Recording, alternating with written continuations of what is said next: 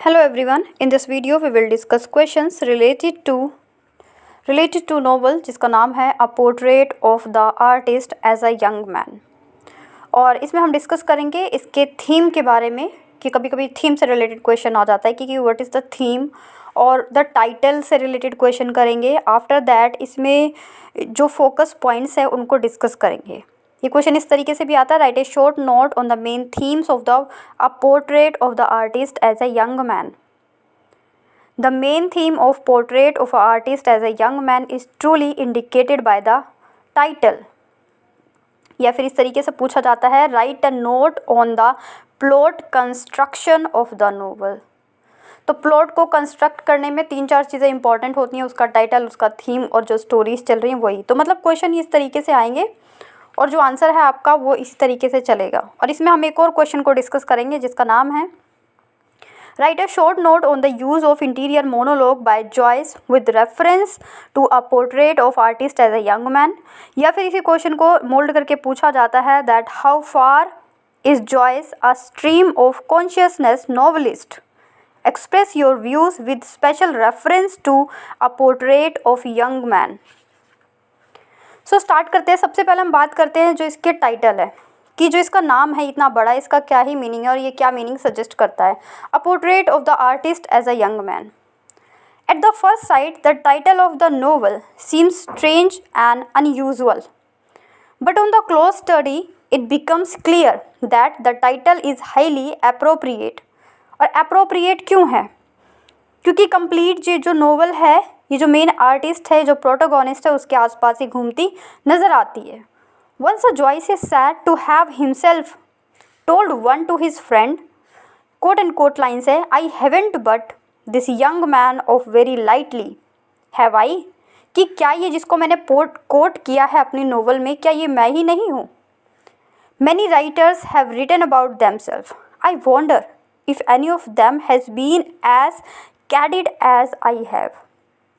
उन्होंने क्या बोला कि ये जो नोवेल लिखी है मैंने, जो मेरे नोवेल का प्रोटोगोनिस्ट है, तो क्या वो मैं ही नहीं हूँ? और ऐसे बहुत सारे जो राइटर्स हैं, जो नोवेलिस्ट है, उन्होंने अपने बारे में लिखा है, बट क्या किसी ने इस तरीके से लिखा है जिस तरीके से मैंने लिखा है?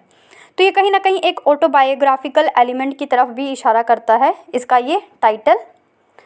अब बात करते हैं इसकी थीम्स की कि इसके अंदर थीम्स क्या है। कभी कभी सेपरेट क्वेश्चन थीम्स पे आ जाता है, तो ऐसा नहीं है कि अब थीम्स पे आएगा तो थीम्स तो आप हार्डली आपके 1 या 2 पेजेस में कंप्लीट हो जाएगी।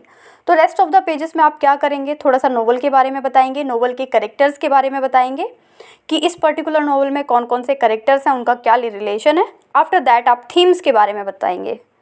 अगर पेजेस बचे हुए हैं तो आपको अगर नरेटिव टेक्निक्स आती हैं तो आप वो लिख दीजिए, नहीं आती हैं तो come to your summary.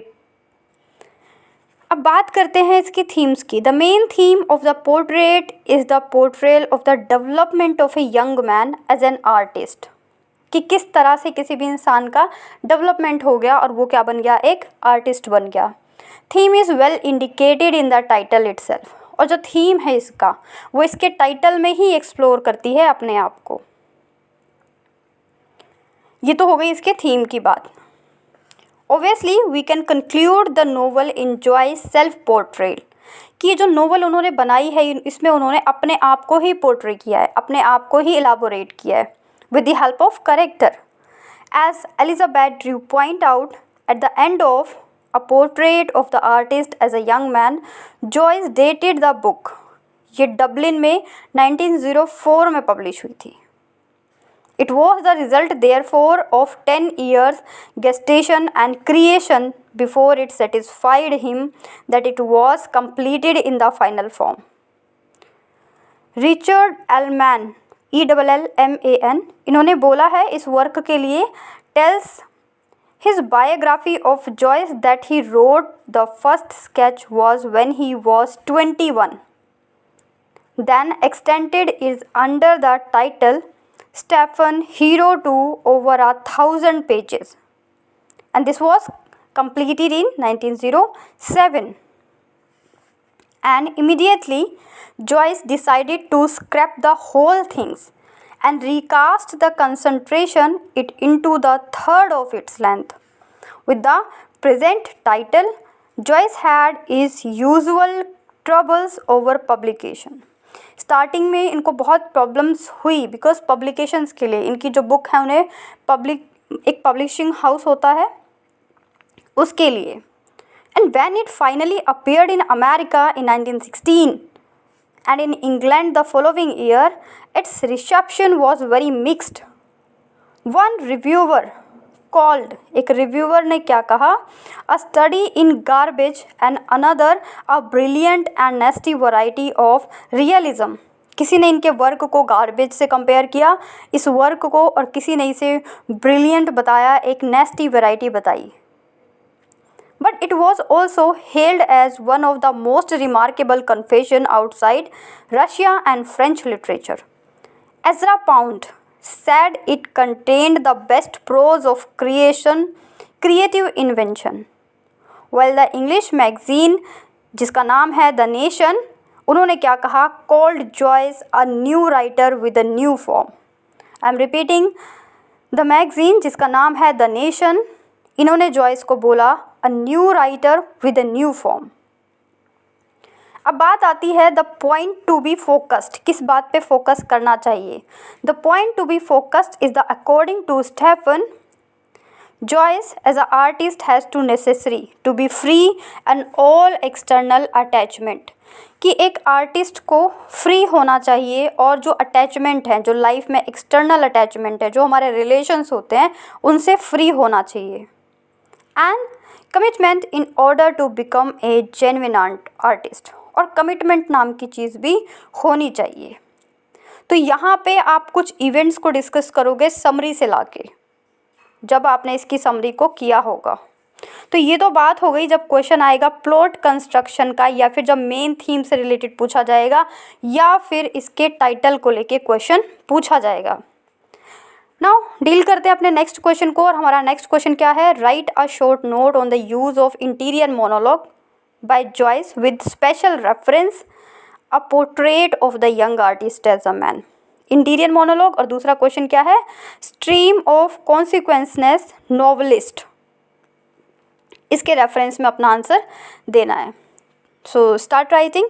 Before we answer the question we try to comprehend the main terms and main points of the answer। तो इसके अंदर तीन चीज़ें इंपॉर्टेंट है, interior monologue, point of view and omniscient author. Interior monologue होता है जब आप अपने मन में ही कोई बात करते हैं, जो कि इस प्ले में किया गया है। तो नंबर 1 को डिस्कस करते हैं सबसे पहले, interior monologue. It is practically the same thing as the stream of consciousness when the protagonist indulges in meditation, self-revelation and self-reflection।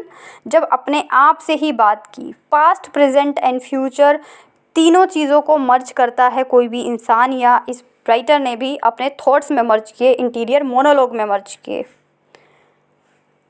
The stream of consciousness, इसके अंदर उन्होंने स्ट्रीम ऑफ कॉन्शियसनेस की बात की, इसी का सब पॉइंट है इंटीरियर मोनोलॉग का। द स्ट्रीम ऑफ कॉन्शियसनेस और stream of thought are coined by James to decline the characteristic and consequences important into function. According to William Jones, our consequences is like a bird's life. It seems to be made an alternation of flight and perching. तो जो हमारे thoughts होते हैं वो किस तरीके से होते हैं, किस तरीके से काम करते हैं, इसकी बात की। उसके बाद हम डिस्कस करते हैं इसके नेक्स्ट पॉइंट, जो कि इसका नंबर 2 है, पॉइंट ऑफ व्यू। कि ये जो नोवेल लिखी गई इसका पॉइंट ऑफ व्यू क्या था और इसको किस पॉइंट ऑफ व्यू को ध्यान में रख के लिखी गई। In the direct interior monologue are presented the content of consciousness directly with no little authorial reference. It is assumed that there is no audience, not even the readers. As such, the account is completely candid and truthfulness. इसको सच्चाई से भरा गया, reality से भरा गया। एक होता है हम अपनी सच्चाई बताने से डरते हैं कि शायद कोई और उसको पढ़ेगा, कोई और उसको देखेगा। तो लेकिन यहाँ पे जो इनका पॉइंट ऑफ व्यू है जॉयस का, उन्होंने क्या किया कि ऐसे लिखा जैसे कोई इसको पढ़ेगा ही नहीं, कोई इसको देखेगा ही नहीं। इट मीन्स दैट कि सारी जो रियलिटी थी, जो फेस था, जो ट्रुथ था, उसको इन्होंने प्रेजेंट किया इसके अंदर। The indirect monologue is only a variation of the direct technique. It is used by the third person instead of the first person of point of view. Example दिया है इन्होंने Virginia Woolf. Virginia Woolf is perhaps the most prominent novelist who has achieved special efforts by a skillful combination of the two interior monologues in the novel. और दो novels कौन सी थी उनकी? Mrs Dalloway and To the Lighthouse. इन दोनों में जो वर्जीनिया वुल्फ हैं उन्होंने भी इंटीरियर मोनोलॉग का यूज़ किया है. और जो वर्जीनिया वुल्फ है उन्होंने अपने क्रिटिसिज्म जो हमने पढ़ा था MEG 5 में, उसमें भी इनका वर्क था.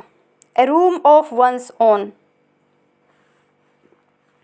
नेक्स्ट इसका जो थर्ड पॉइंट है वो क्या है? Omniscient author. The omniscient author. The omniscient author means the presence of the author is a novel in the sense that he is the narrator in the novel. But in the modern novel, the omniscience of the author has assumed a different connotation.